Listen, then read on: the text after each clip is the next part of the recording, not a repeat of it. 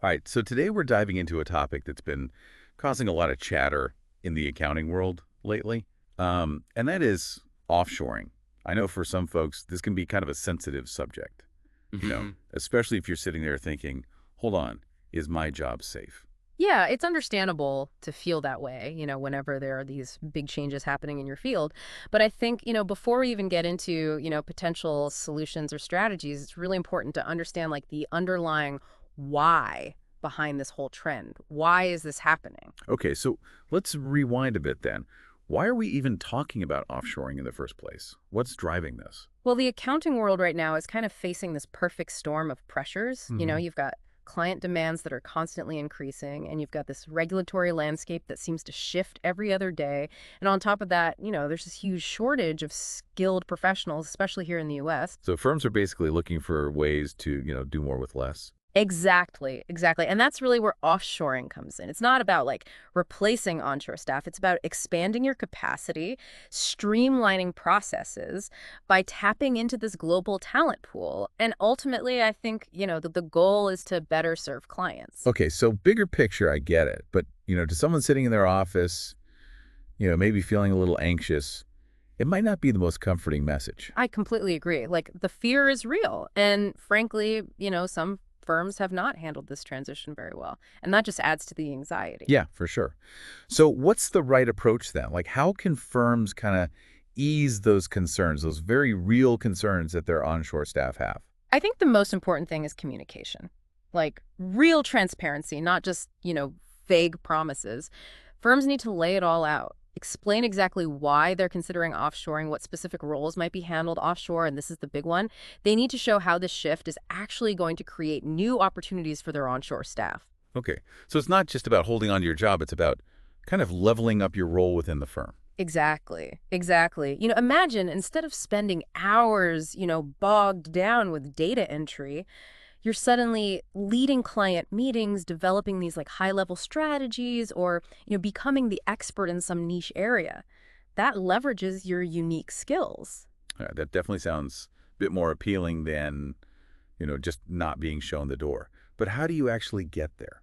How do you go from number cruncher to, like you said, strategic advisor? Right. That's where upskilling becomes so important. Firms have got to invest in their onshore staff, providing those opportunities for professional development, Mm. training on cutting edge technologies, guidance on how to make that transition into these higher value roles. So instead of like seeing offshoring as a threat, it could actually be a chance to like boost your skills and make yourself even more valuable to the firm. 100%. It's about becoming, I guess you could say, less replaceable and more indispensable. I like that.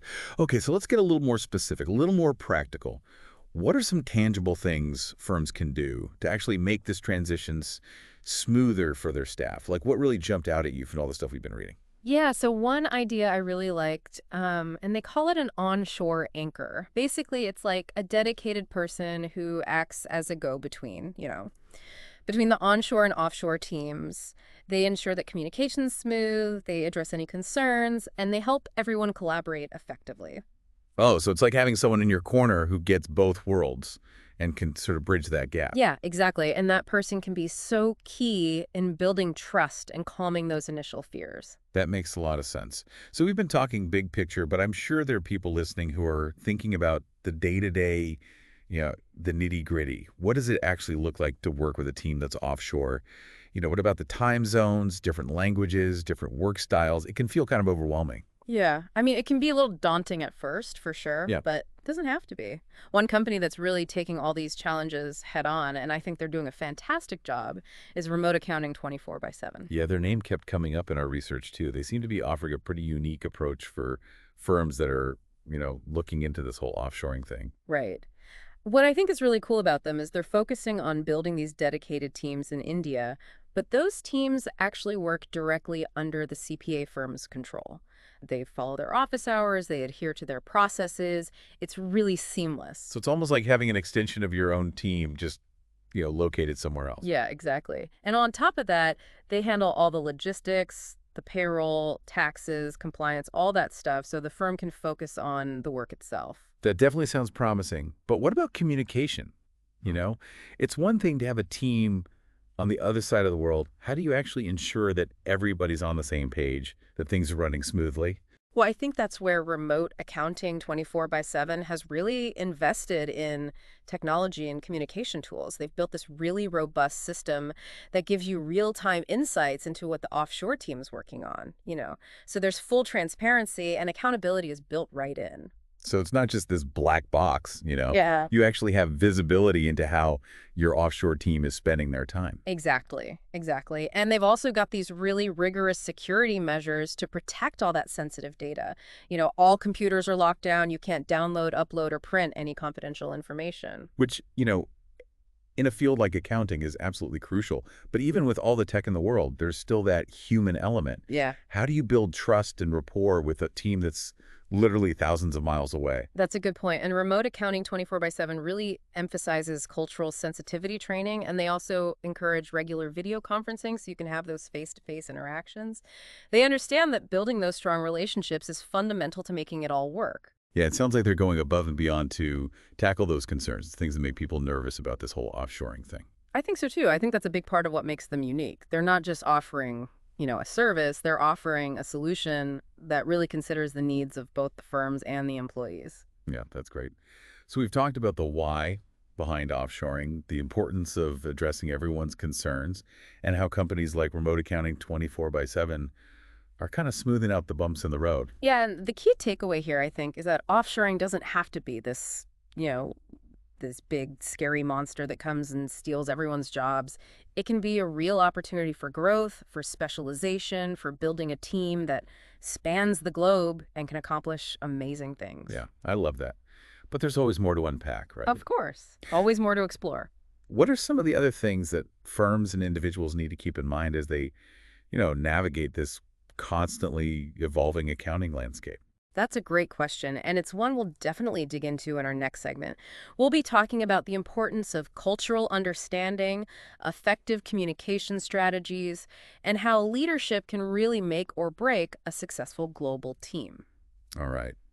Looks like we've got a lot more to cover, but for now, we'll leave you with something to chew on, something to think about. Imagine you're leading a team that includes both onshore and offshore members.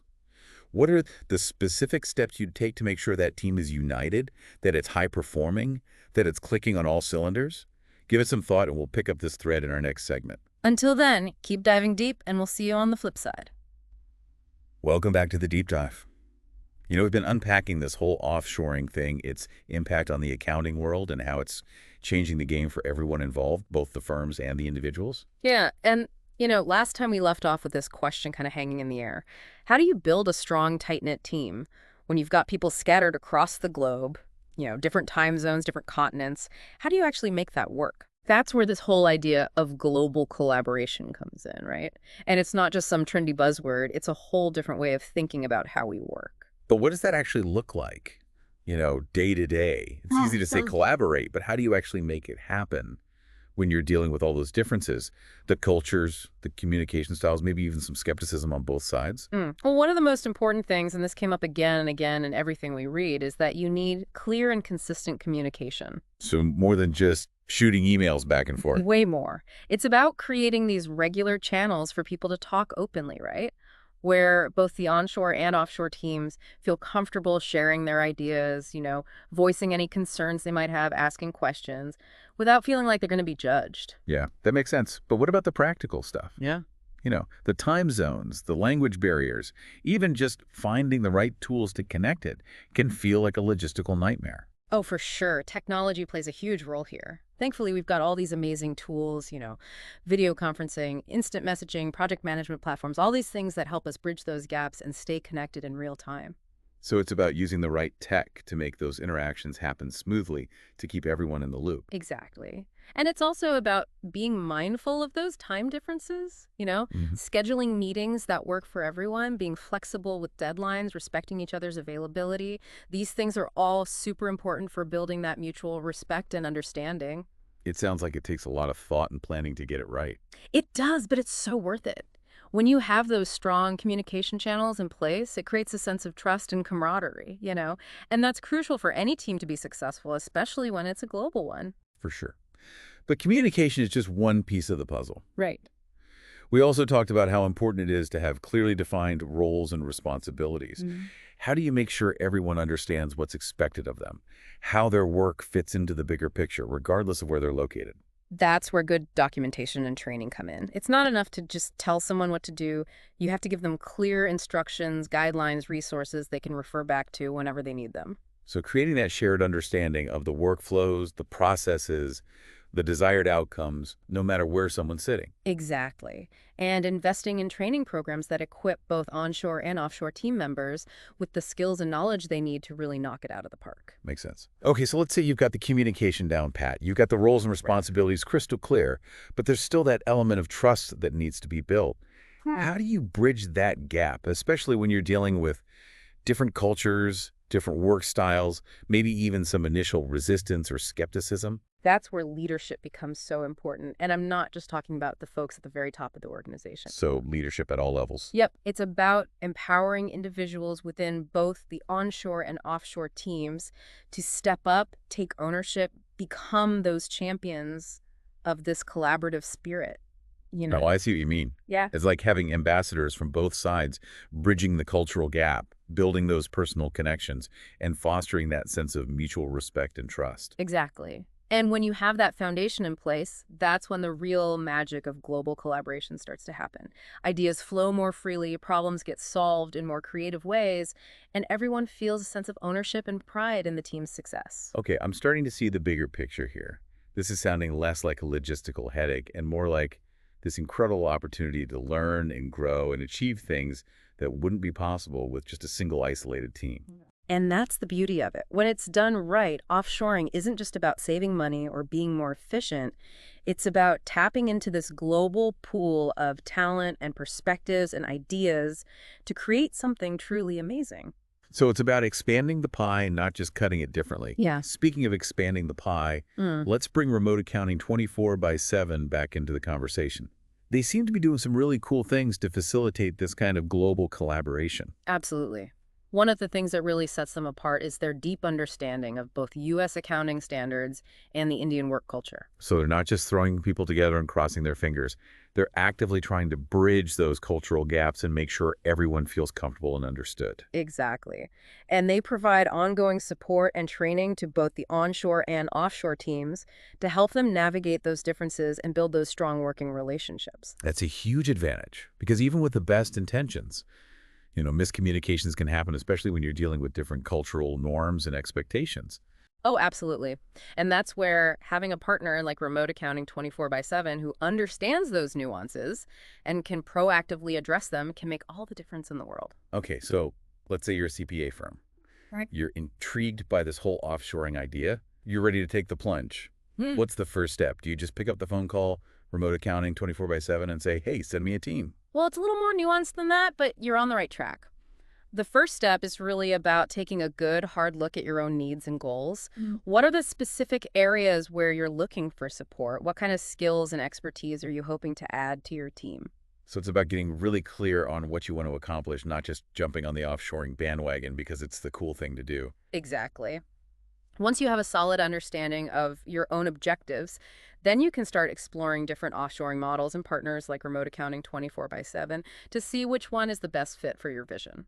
Makes sense. It's like going to a tailor instead of buying a suit off the rack. Mhm. You want something that fits you perfectly and is tailored to your specific needs. Another great analogy. And that brings us back to the importance of customization, which is something that Remote Accounting 24 by 7 really excels at. They don't offer a one-size-fits-all solution. They work closely with each client to build a team that's perfectly tailored to their specific requirements and goals. Okay, so let's say you've gone through that whole process. You've found the perfect partner. You've assembled your dream team of global accounting superstars. What happens next? Well, that's where the real adventure begins. It's about nurturing those relationships, fostering that open communication we talked about, and constantly learning and adapting as you go. So it's not a set it and forget it kind of thing. It's an ongoing process of collaboration, communication, and growth. Precisely. And that's where, again, the role of leadership is so vital. It's about creating an environment where everyone feels empowered to contribute, where ideas are valued, and where mistakes are seen as opportunities for learning and improvement. Sounds like a pretty awesome place to work, to be honest. But let's be real for a second. Hmm. Not everything is going to be sunshine and rainbows. There will be bumps in the road, miscommunications, maybe even some cultural clashes along the way. Of course. And that's where resilience, flexibility, and a willingness to embrace the unexpected come in global collaboration, like any relationship, takes effort, understanding, and a commitment to working through those challenges together. So it's about seeing those challenges not as roadblocks, but as chances to learn and grow and strengthen the bond between the onshore and offshore teams. You got it. And that's what ultimately separates the truly successful global partnerships from the ones that fizzle out. It's that shared commitment to overcoming obstacles, celebrating victories together, and continuously striving to build something extraordinary. Well said. I don't know about you, but I'm feeling pretty pumped about this whole offshoring thing. It's challenging, it's complex, but it's also full of potential. And I think that's the perfect note to end this segment on. The world of accounting is changing, and those who are willing to embrace that change, step outside their comfort zones, and explore new ways of working are the ones who are going to thrive in this exciting new landscape. Love it. Before we wrap things up and head into part 3, where we'll explore even more of the nuances of offshoring, I want to leave you with a question to think about. If you could wave a magic wand and create the ideal global accounting team, what qualities would you prioritize? What skills, mindsets, and collaborative approaches would be essential for success? Think about it, and we'll pick up this thread in our next segment. Until then, keep diving deep, and we'll see you on the flip side. All right, welcome back to the show. We've covered so much ground already, from the big why behind offshoring to like the nuts and bolts of actually building a global team that works. Yeah, and as we kind of wrap up this deep dive, I think it's important to zoom in a little bit, to focus on the individual accountant who's trying to navigate all this change. All right, it's easy to get caught up in talking about, firms and strategies and all the tech, but at the end of the day, it's the people who are most affected by all this. Exactly. And I think a lot of accountants are probably sitting there thinking, okay, so what about me? What now? How do I stay relevant in a world where all the routine stuff is either being automated or sent offshore? What skills do I need to actually thrive in this new environment? Yeah, those are the big questions. Yeah. And to be honest, I've been asking myself the same things, as we've been going through all this research. Oh, yeah, me too. But here's the good news. I think the answers are out there. One of the things that really stood out to me, from all the material we looked at, was this emphasis on upskilling and specialization. Okay, so it's not just about like treading water. Yeah.